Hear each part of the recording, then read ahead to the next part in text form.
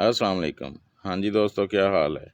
आपका कोई भी प्लांट, ख्वाह वो फ्रूटिंग प्लांट है या फ्लावरिंग प्लांट है या ऑर्नामेंटल प्लांट है, ख्वाह इंडोर है या आउटडोर है, अगर उस प्लांट की ग्रोथ रुक गई है, उसके पत्ते पीले पड़ रहे हैं और उस पर फ्रूटिंग और फ्लावरिंग बंद हो गई है और ऐसा लग रहा है कि ये प्लांट अब बिल्कुल ख़राब हो जाएगा, तो आज जो काम हम आपको बताएंगे वो जल्द से जल्द अपने पौधे पर करने हैं और कुछ ही दिनों में आपका ये मरता हुआ प्लांट नई ग्रोथ शुरू करेगा और जल्द ही फ्लावरिंग और फ्रूटिंग पर आ जाएगा।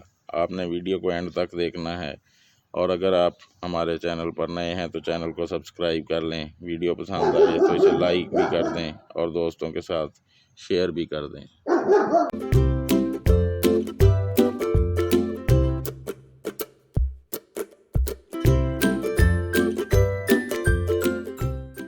तो आपका जो भी प्लांट कुछ इस तरह से खुशक हो रहा हो या ख़राब हो रहा, तो आपने सबसे पहले उसको गौर से देखना है।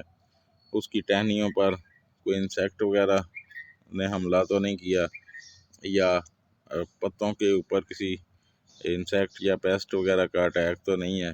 पत्तों को ऊपर नीचे से कुछ इस तरह से गौर से देखें। अमूमन जो बाज़ इंसेक्ट्स पत्तों के नीचे और टहनियों पर छुपे हुए होते हैं, तो अगर तो आपको ऐसी कोई चीज़ नज़र आए तो फ़ौरन उसको अपने प्लांट से अलहदा कर दें या किसी पेस्टिसाइड यानी को नीम ऑयल या किसी दूसरे पेस्टिसाइड का आप स्प्रे करें।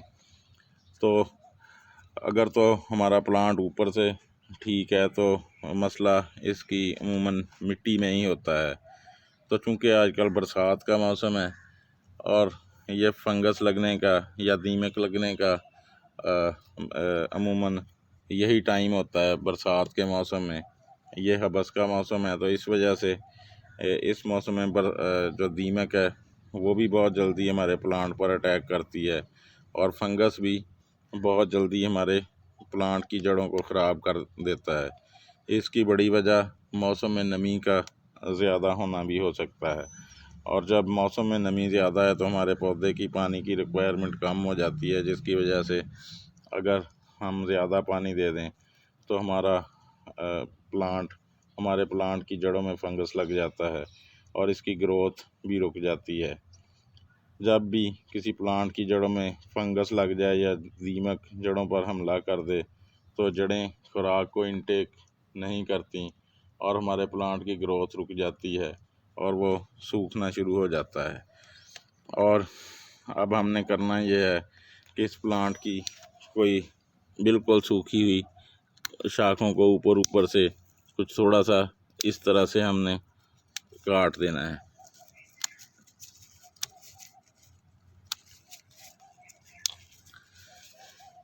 इस पौधे को मैंने को 15 दिन पहले भी यही प्रोसेस किया था जो मैं आज आपको बताऊंगा। जो भी मैंने इसको डाला था तो इसकी हालत काफ़ी बेहतर हो गई है। अब इसने को थोड़ी सी नई ग्रोथ शुरू कर ली है। अभी मैं आपको दिखाता हूँ। ये देखें, आपको इसकी कुछ नई स्प्राउटिंग नज़र आ रही होगी। तो अब हमने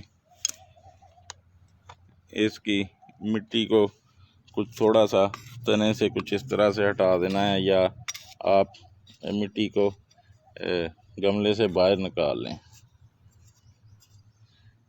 और इसमें हम एक बहुत आम सी चीज़ शामिल करेंगे जो हमें अपने घर से ही मिल जाती है या आप इसे किसी बारबेक्यू शॉप से आसानी से हासिल कर सकते हैं। ये है वुड ऐश। तो वुड ऐश में पोटाशियम की मकदार काफ़ी मौजूद होती है और ये एंटी फंगल प्रॉपर्टीज़ की हामिल होती है। तो इसके डालने से पौधे में लगा हुआ कोई भी फंगस और दीमक ख़त्म हो जाती है।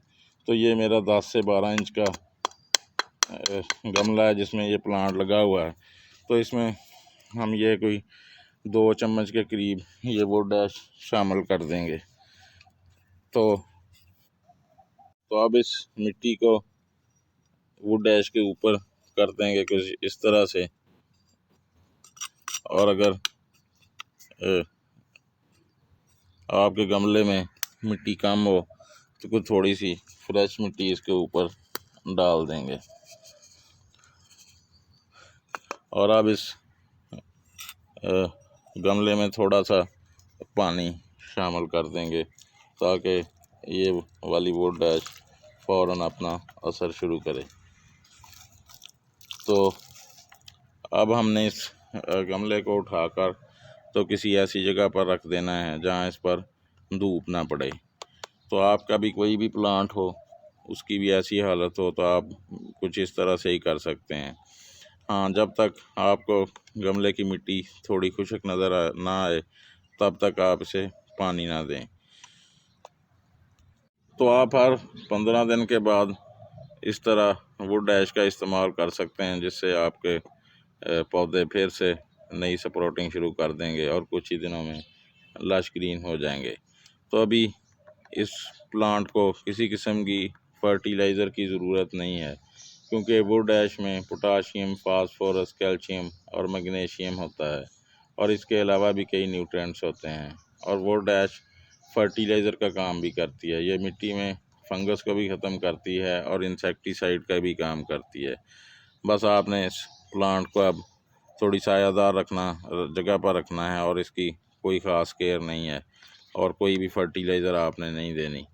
तो कुछ ही दिनों में आपका पौधा भी कुछ मेरी इस प्लांट की तरह ठीक होना शुरू हो जाएगा और थोड़े दिनों में ही बहुत खूबसूरत नज़र आएगा।